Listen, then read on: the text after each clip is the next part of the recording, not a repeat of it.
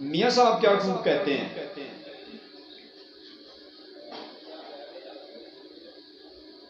मियाँ साहब क्या खूब कहते हैं, कदी होण दरदा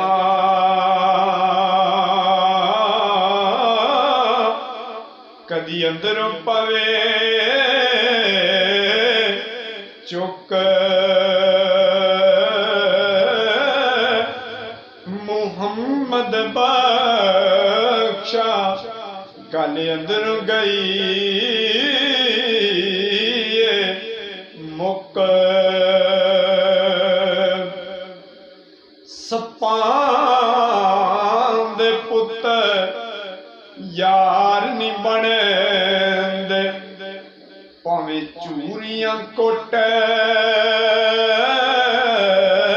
कुट खवाइए